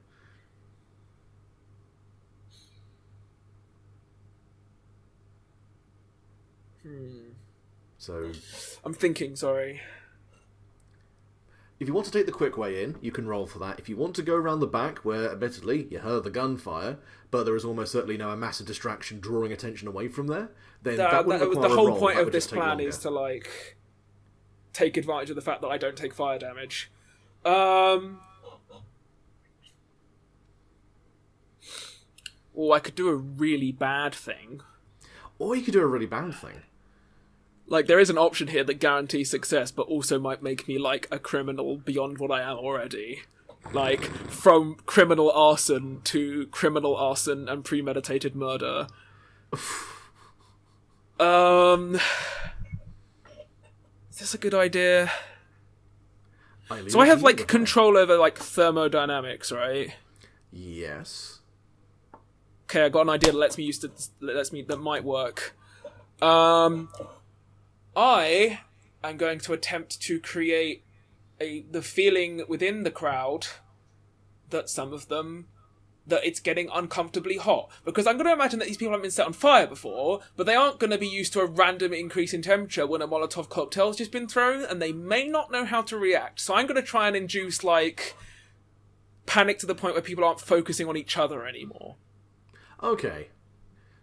All of this is happening in quick succession, by the way. Like, so you're going to attempt to fuck with people's body temperature en masse? Oh no, I'm going to affect the air temperature. Okay, yeah, sure. If you want to do like a flash fever effect over everyone. Yeah. Just so they think, because like fire, then extreme heat plus middle of a fight may make people even more panicked, which is the goal. Because the alternative is that if this doesn't work, I'm just throwing another Molotov. So like. Okay, well, basically you're rolling strange. Yeah. The Minus negative 2 from burning at both ends. and will then bring it plus down to a 1 0. from Thermodynamic manipulation.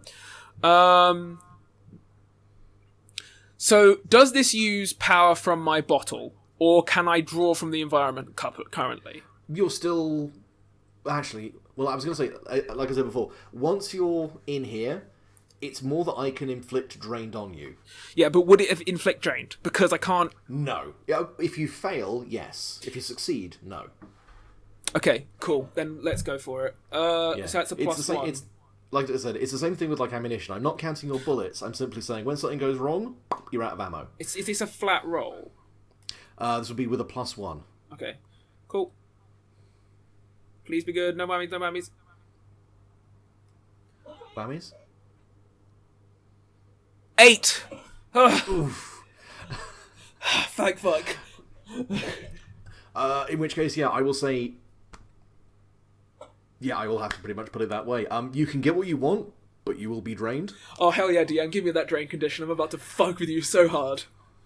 Cool. I'm going to get rid of Pissy++. And yeah, you can just stick drained as a moderate condition. Okay. No. Sorry, I'm in another part of my thing. Alright. So I'm now going to start... do I have the ability to say how the crowd reacts, or is that now your decision? Well, I was going to say that essentially, since you decided to take the condition, you have control over how this plays out. So everybody starts getting very, very hot all of a sudden, and there's fire around them, and this may cause people to start dispersing. This also affects the cops, by the way, so I'm like not thinking the cops are going to fucking regroup at this point. They're going to be panicking out of their minds. It's basically, yeah, the cops are more focused on, oh god, am I on fire? Is the sheriff on fire? Etc. etc. Everyone is kind of reacting in the same herd mentality. Okay, because I'm literally like banging out powers right now. I've got this whole plan in my head. Alright, so, and also that power should not be affected by the drain condition because it is a direct counter to the drain condition. So, it shouldn't. Depends what you say, but... If you're looking to heal something, then the condition wouldn't probably come into effect. Yeah, exactly. So, I am going to then... As people start to disperse, because panicking that, am I on fire, what the fuck is going on, in that maybe 10 seconds of panic that I've brought myself, I'm assuming the crowd will become less melee and more self-obsessed. That means I can probably start to slip through significantly easier. Yeah, essentially you've loosened up the crowd, so it's mostly just groups of people trying to get away from the fire. Yeah. And no one's interested in trying to fight anymore. So I can just walk in. So I walk through the fire. Yep. And I use energy conversion to heal myself. That's fair enough. Just give me a roll with plus range, throw in energy conversion. Okay. And as long as it's a partial hit, we'll get rid of that moderate condition. It's a partial hit. Yeah, get rid of drain then. Cool. I am smart. I thought this through. You basically just deployed a lunchbox on the doorstep for you to walk through. Yes. Right.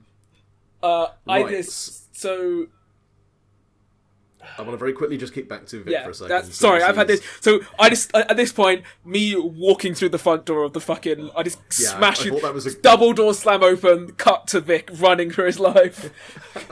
So Vic, have you picked a direction you're going in, or are you basically just booking? I'm basically just fucking booking it at this point.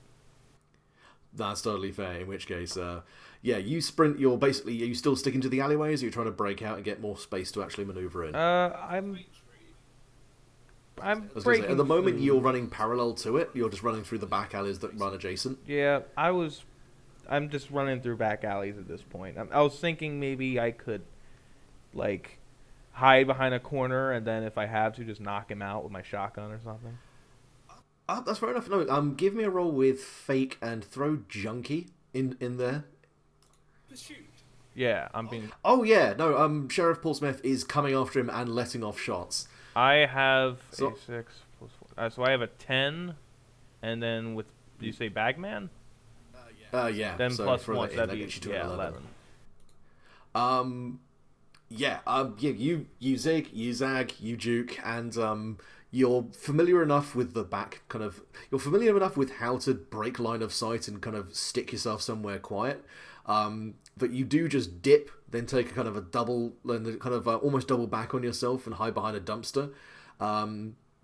And yeah, Sheriff Paulsmith basically just goes sprinting off in the wrong direction, shouting into his lapel radio. He sounds pissed. You have not heard a Mormon curse this much. But yeah, you have a moment where you could get the drop on him, but he just takes off too quickly and again just kind of disappears off in the rough direction of the trailer park. So for the moment, you've lost him. Okay.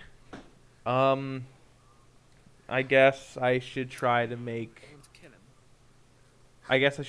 my way back to the police station to see how this plan went.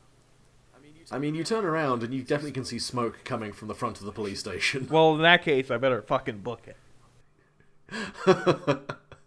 Yeah, so you can pretty much book it back in the same direction you came, without too much fuss. And I would say you get there roughly about the same time that Eirnin is kicking in the front door and slurping up all the flames.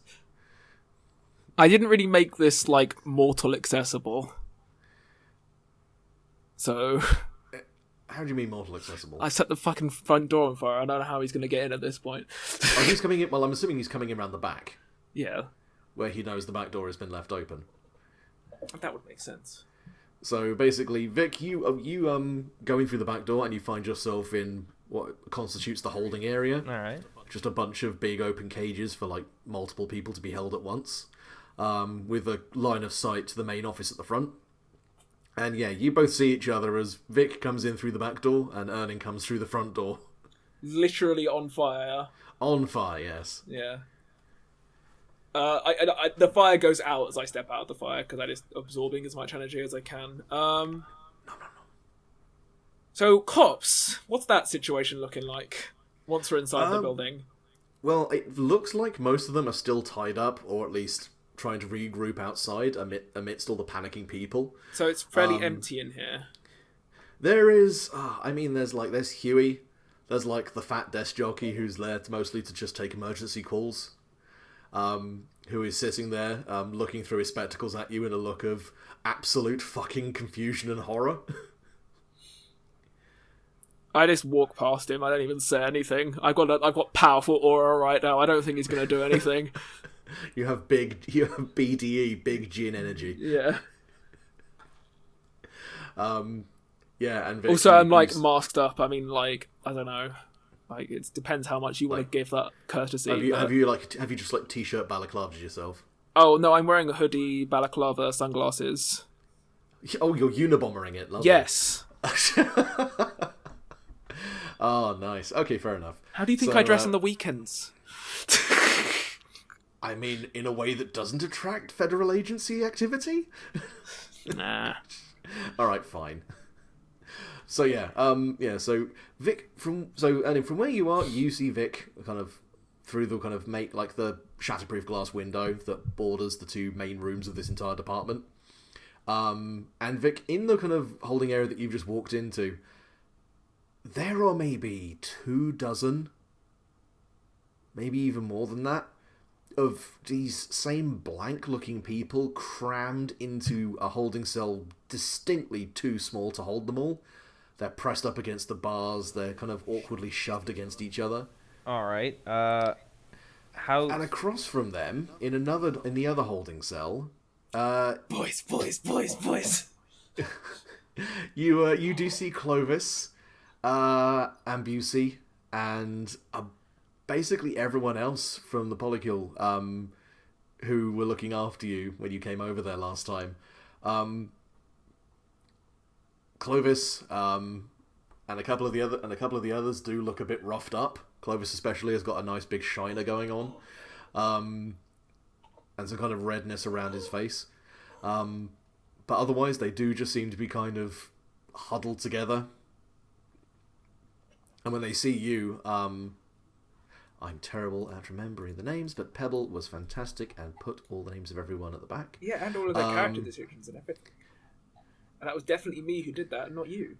Oh, yeah, I was going to say, Venya, the lady who gave you the methadone, actually recognises you and calls out, Victor,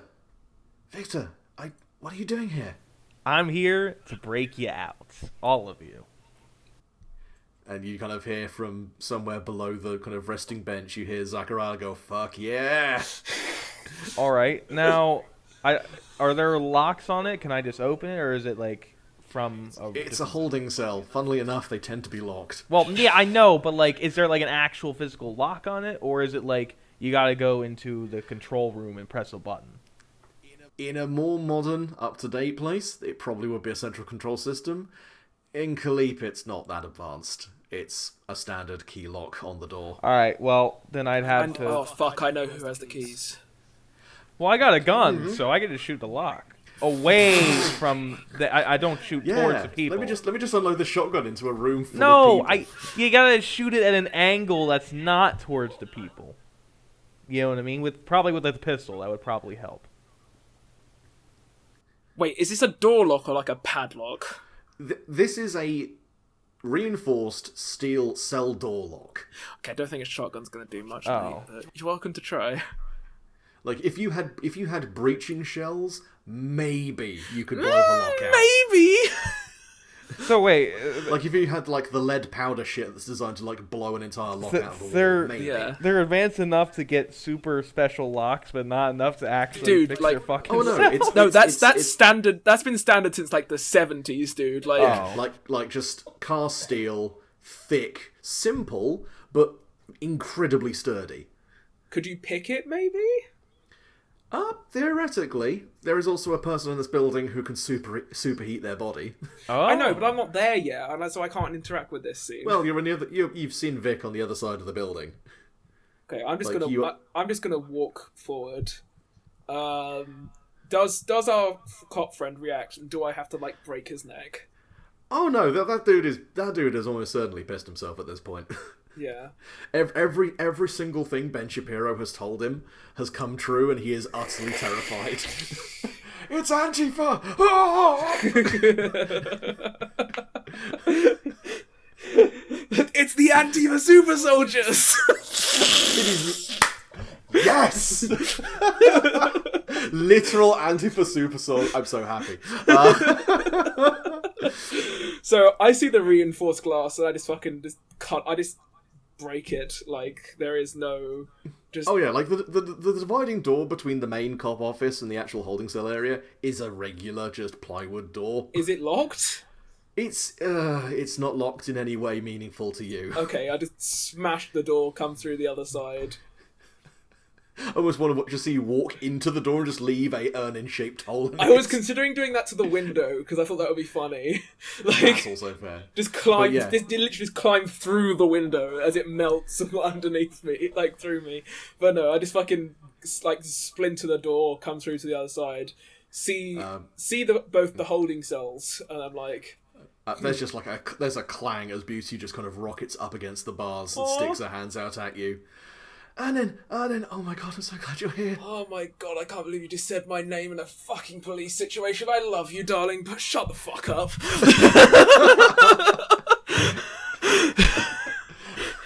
Fuck. I just walk up to her. I walk up, just run my hand against her face, says, "Give me a moment." And I walk up to the lock, and I just like fucking just rip it like molten from the fucking wall, because I'm like a chunk. Well, I was gonna say, you're gonna have to give me a strange roll just to make sure you can pull this, but it's gonna be like a +3. Yeah. As you just turn your hand into a gas axe. Yeah, that's fine. that's a full success. Like, so it's an 11. Yeah, you just grip the lock, and it just turns to slag in your hand as you rip it off. It melts like cheap ice cream in your hand.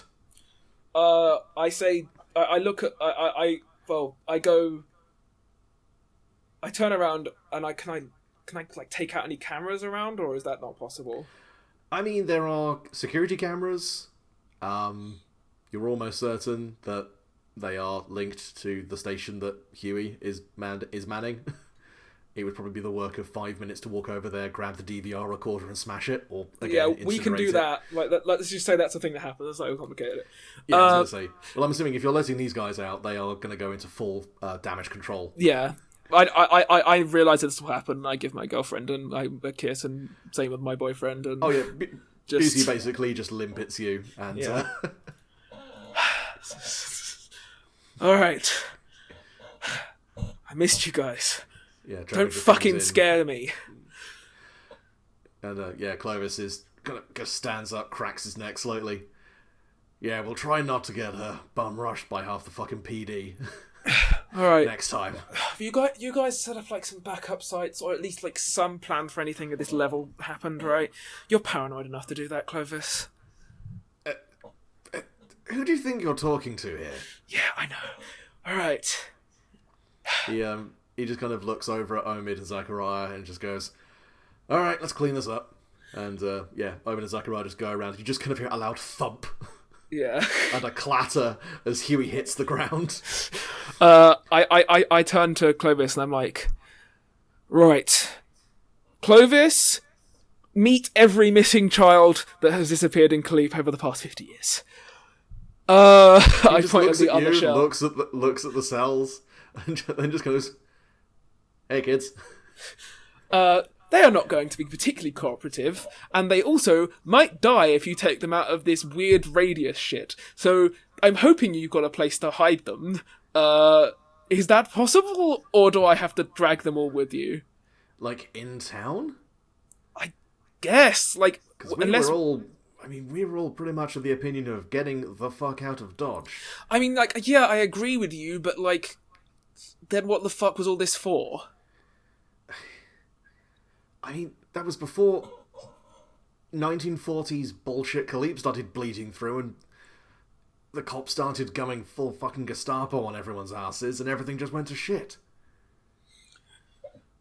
Option B, we just kill all the cops.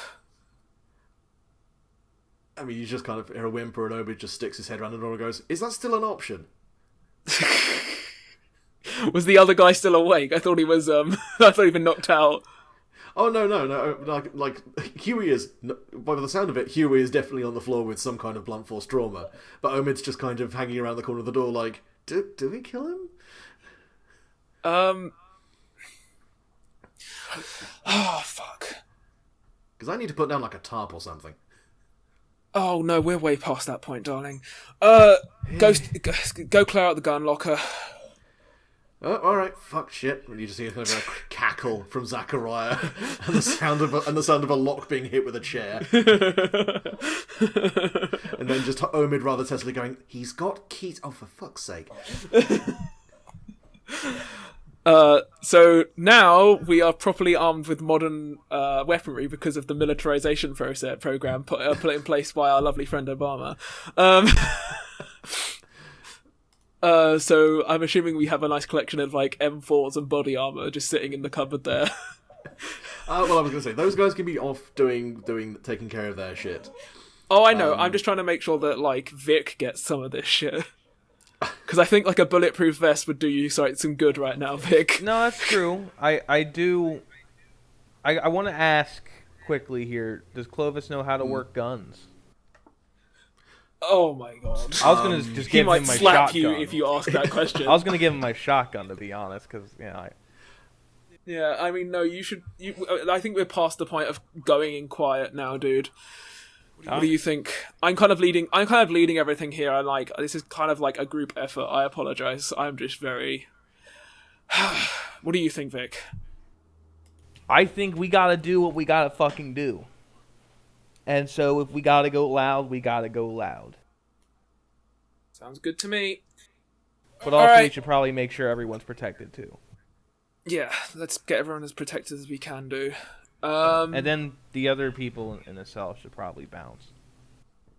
Yeah, that's the problem. We need like some people to get this group to safety. Yeah, I mean Kate and Vanya and probably would do that. And Vanya as well. They're all basically like Kate has already kind of armed herself and just brings out a couple more flak jackets for everyone else, just lightweight Kevlar, and goes, "All right, so where are we taking these kids?" Well, I guess I've got to pose the question to the group. We have multiple options here. I'm not sure what you should take them. trying to think if there's any, like... Look, best we can do right now, we can maybe take them as far away from the fighting as we can. Yeah, but I'm thinking maybe, like, that's not going to help. We need to hide these people. Hide them from what? The people out... The crowd out there was bloodthirsty. And not for the cops. Shit. I thought they were just locking these kids up because they were just clustering up the place and bumping into traffic. It's a little column A, a little bit of column B. Oh, great. I've caused a significant amount of panic out front. I don't think that they're going to be regrouping for any type of coordinated assault quickly, but they will do. Yeah, Evelyn just kind of nods very kind of grimly. Yeah, you kind of, yeah. If Paul's out there, he's gonna have a fucking big dirty hard on for all of us, and we do not want to be near him when he gets back here. Oh yeah, definitely. I'm trying to like dance around the question of we're about to go and fight a demon fucking being of death. Who wants to go and protect the kids, and who wants to come with me? I mean, I'm down for whatever at this point. I will be very real with you. Yeah. Give me these guys. Like, you recall, like, back when Clovis was talking to you about how he talked with everyone else about what you could do? It hadn't been too explicit, but everyone was a little bit shaken and was having a hard time really coming to grips with this. If this had been a more mundane criminal conspiracy, then you might have had a lot more of these guys on board for this. As it stands, reality is fragmenting.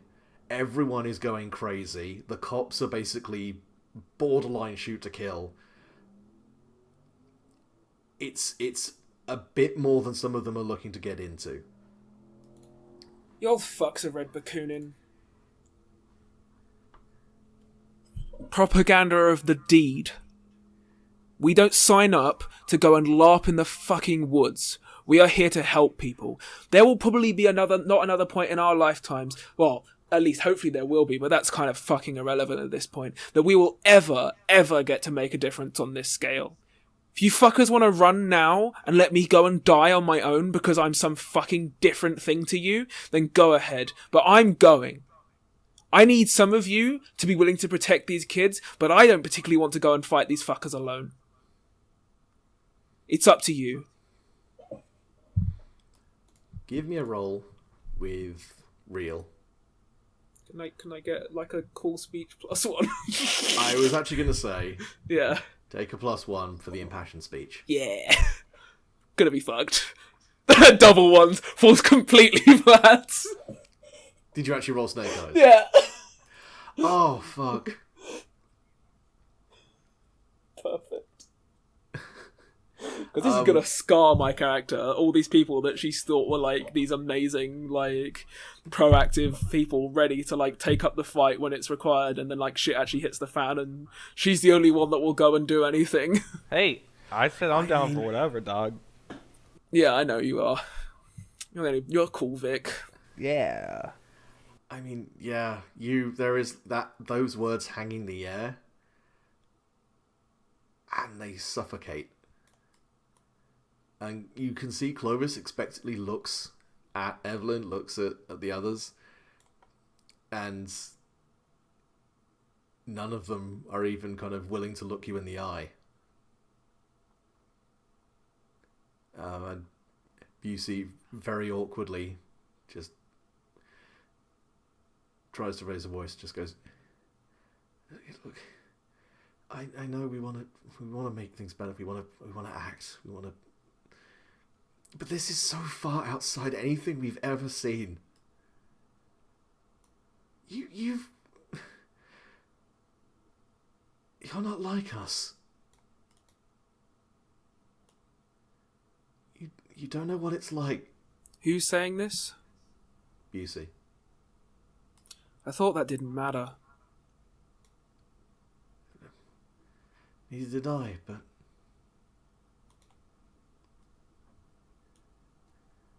I guess it takes moments like this to really realise what that means. I'm sorry. This would have happened even if I didn't come to this town. My presence has nothing to do with it. And you would have all died in this cell when those cops out there fucking failed to hold them back.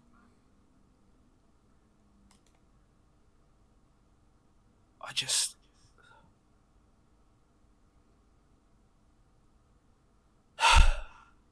run. And, like, I just push her off my arm and start walking towards the door. They can solve where the fuck to put those kids. They can at least do that. That's their own fucking problem. Yeah, there's a good, 30 seconds of silence before Clovis, just in a very low tone, starts instructing some of the others to get the key to the cell and start following these kids out of here. And Vic, you've seen this. Yeah, I'm just gonna follow Aaron at this point. I mean, unless they're all armed, right? Yeah. Yeah. Yeah. I mean, you did take a flak jacket and a modern assault rifle, didn't you? Did I? I mean, basically, Vic can pretty much choose how he wants to flavor this. I would say. Yeah, he can. I'm just saying a flak jacket might be helpful for later. I'll say yeah. I don't remember the assault rifle, but I do remember the flak jacket.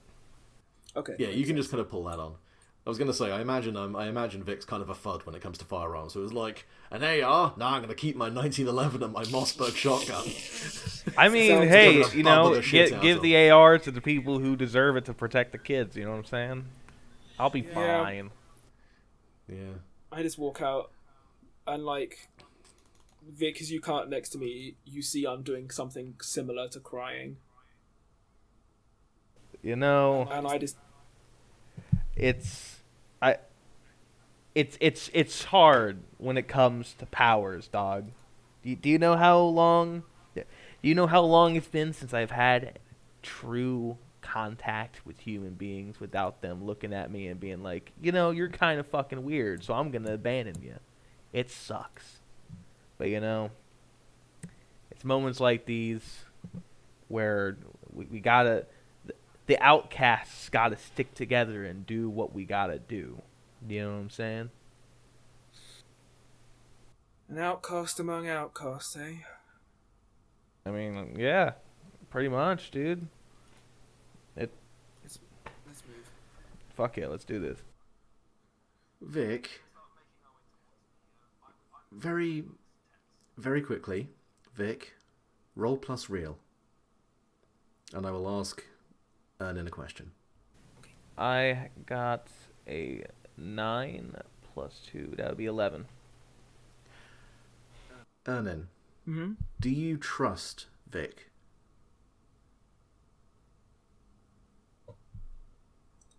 Through all of this, now, in this moment, do you trust him? Yes. I'd like both of you to make a bond with one another. Oh, hell yeah. Wait, what do you want me to do? So under bonds... Mechanics time. Well, essentially put the other character's name and I'd say open brackets outcast. Let me see. Where is bonds? Should be just underneath your skills. Underneath. You've currently got bonds with peyote button. Oh God. You have a relationship with drugs. Jeez. All right. How am I spelling Aaron again? EIR. Eirnin. N-I-N? Yeah, so Eirnin. Yeah, and then outcast. Yeah. Cool. As, you guys step out into, and you can now see what is rapidly becoming a fucking ghost town. Like, a few cars have pulled away since you've been inside the police station and come back out. There are some distant shapes that are running towards the edge of town. And yeah, you get the impression that you may be amongst you, Vic, and the rest of the people who are still in the police station, maybe the only people left in the entire town. all apart from, of course, whatever is further up the road at the Desert Spice Inn.